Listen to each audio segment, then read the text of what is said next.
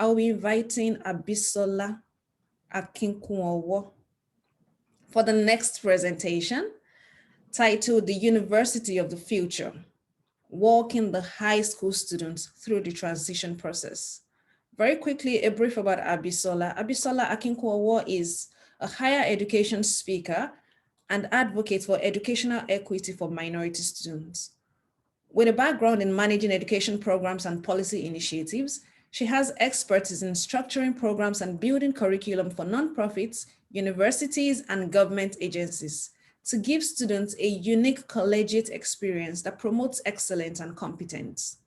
She has headlined at professional conferences and events with audiences ranging from college administrators, university faculty, and college and high school students, with sessions on navigating the financial aid process, discussing God's purpose for our passions, the power of networking and social capital, student leadership, and more.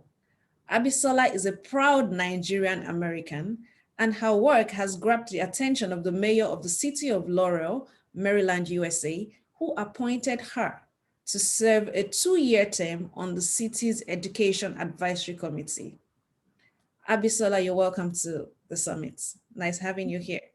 Thank you so much. Just a big thank you to Stephen and the team for inviting me here. I am super excited, and I'm going to run through this. And as I am starting, I just definitely want to acknowledge everyone that is here as well. If you're still here, you're still ready and engaged and ready to learn, definitely just go ahead in the chat box and just say, I am here. So I'm going to go ahead and get going. And so I want to first talk about high school COVID-19 learning loss. So I know that earlier on, we were talking a lot about technology, and that is great. We definitely need a lot of technological, there we go, advancements in Nigeria for our students, because we definitely want to make sure that our students remain on top of their coursework, so on and so forth. And I love that Alexandra actually opened us up, or transitioned us rather, to discussion about mental health and so on and so forth. And so I will be kind of going along the lines of pedagogy and just teaching strategies, so on and so forth, that will be able to help teachers to transition their students post-COVID. And so with high school COVID-19 learning loss, it's important for us to understand that last year was hybrid. It was 100% online, whichever of the two for majority students. And so what that means is that this year, they are most likely less prepared for a very rigorous school year. Also recognizing that we may as teachers, or you may as teachers, find a decreased engagement or attendance in your students. And so have this in mind, in the beginning, so that you can actually begin to prepare for, what's going to come in the upcoming semester.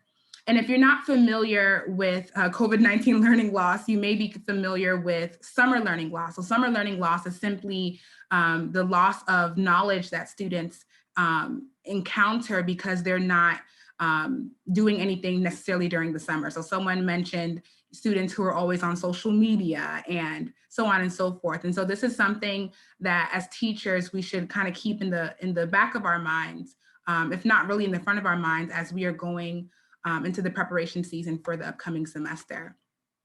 And so here I have a great research article from Oluwatoyin Mary Oyinloye, who basically just went through the possible impact of COVID-19 on senior secondary school students' performances, specifically in science education in Nigeria. And this study was done in Ekiti State, Nigeria, with 3 leading science experts, expert teachers in Nigeria. And so just kind of wanted to go through that really quickly, just so that we have a point of reference for the things that I'll be discussing later on. And so in her discourse, she mentioned that teachers acknowledged that the pandemic will result in a drop of students' performances, right, through their external examination. So for the SS3 students, them being adversely affected, possibly even this year as well, in addition to last year's SS3 students, because of the loss of contact of teaching hours. And then lastly, there was a question that she posed, which is, what becomes of the students when the COVID-19 curve is flattened, which I believe we're entering into that season right now, and how will they be able to cope, with the numerous amount of workload they will be burdened with.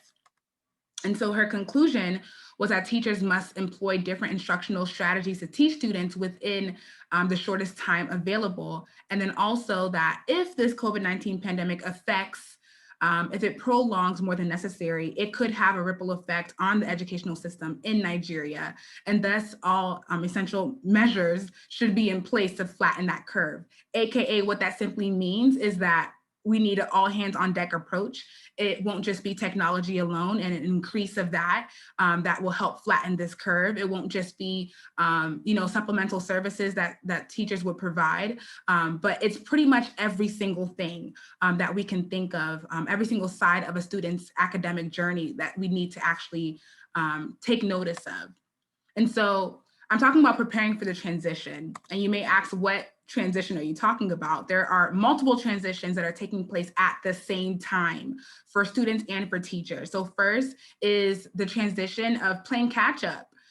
So going to more rigorous coursework. Last year, there wasn't much of that because of the pandemic.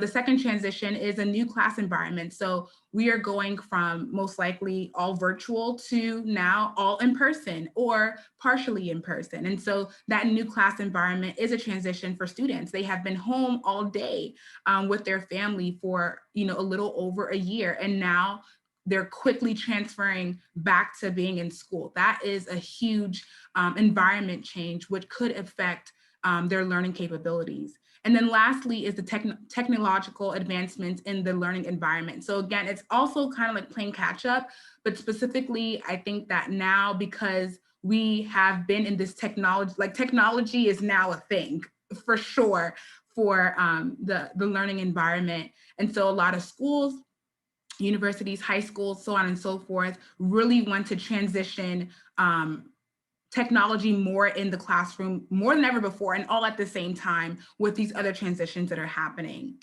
And so with that in mind, that tells us that there is a new teacher role. So first is, of course, that mental and emotional support that students will need. Again, earlier I was talking about how, they're going from being 100% online, or maybe not even attending class, because that's also a possibility as well, right? Because, lack of power or whatever the case is could also have hindered many students from even being taught this past year. And so there may be a need for mental and emotional support, seeing their parents also at home, out of work. So many other things could have been happening during this entire year and change, right, in the pandemic, and increase the supplemental support. So that's, of course, a little bit of that emotional support as well, but that can also go into other areas depending on what supplemental means to you. Supplemental is simply anything in addition to teaching. And then the third is technological support, which we already have been discussing, I believe more so in the beginning of this entire summit, which is, of course, the teacher being able to learn these new technologies. I believe that that's what Stephen was saying a little bit earlier, and how teachers have to take on that new role of being an expert. And if not, they may be at risk for their job. And so being able to provide that support for students. And there was another teacher who was on the line as well, who was talking about the need for teachers to gain more support themselves and knowing what to do in regards to technology and how to integrate that and how to get the resources in their classroom, so on and so forth. And so as we're thinking about those things, also remember that the students need support too in learning how to navigate these new technologies, software, so on and so forth, as we are transitioning in this post-COVID classroom. And so just some things to reconsider when it comes to adapting the classroom to this new norm. And again, this is just things to reconsider. This is not a Bible that you must go by. And so thinking about, again, mental health, you may want to think about the surprise assignments, the things that will catch the students off guard, and the amount of those things, not to eliminate them, but pop quizzes and things of that nature can actually negatively affect students, especially because they were not ready this past year for such And then of course, starting the semester with heavy coursework. I have not schooled in Nigeria. I have siblings that have, and I know that, you know, some schools are very infamous for the first day is a quiz. The first day is a huge test and things of that nature. And of course, that's to see where the students are at. But again, that could still possibly negatively affect students. And so, you know, just kind of rethinking, reconsidering, starting off the semester with heavy coursework. And then also in addition to omitting, you know, reconsider also omitting technology from the learning environment. I know that because, you know, some technologies are new, there is a temptation for teachers to omit it completely because they themselves are not aware of it. They are not well versed in it. And so I would definitely reconsider that type of mindset when it comes to going to the classroom and just saying, well, I don't know this, so I'm not going to introduce it. I want to encourage teachers to learn, to be students, to be students of new technology, and to definitely you know, introduce technologies into their classroom. Things to consider, of course, study guides and cheat sheets. I know as a student, period, these things have actually increased my learning more than they did decrease it. Short breaks during the class period, these things, again, actually, they do a lot. I know for me, you know, when I was in school, I worked 2 and sometimes even 3 jobs along with going to school. And that could be the real reality of some of our students. And so to keep that in mind, that breaks, you know, mental breaks are important. And of course, student check-ins. I know that teachers, we aren't their parents, but we do serve as a leader role in the life of students. And so I would definitely encourage and ask teachers to consider student check-ins into their classroom environment. And of course, like I said earlier, integrating technology into the classroom, definitely consider that. If we've just been doing pen and paper this entire time, if there is that flexibility, I know that there was a discussion of access and equity. And so that's obviously, you know, something not to ignore. And so that's why I will definitely say, if possible, right, to integrate as much technology into the classroom as possible. And then, of course, I love that earlier someone discussed innovation and problem solving. I believe that was Alexandra, and definitely involving that in your pedagogy as a teacher, and not necessarily teaching to the test, because again, students can feel that and it does not motivate them to learn. Almost done here. And so it's just more practical tips for transitional support for high school students. Of course, transforming, if you do have office hours, into a safe space for students academically, of course, and in any other way possible. So, you know, personally asking how they are doing, what's going on at home, how can you support in any way that you're able to, you know, offering opportunities for students to meet and interact, of course, in person and virtually, depending on your school's current system when it comes to in-person or virtual gatherings. And that will obviously increase student participation because they are seeming to be, you know, they feel like they're more involved in the classroom setting.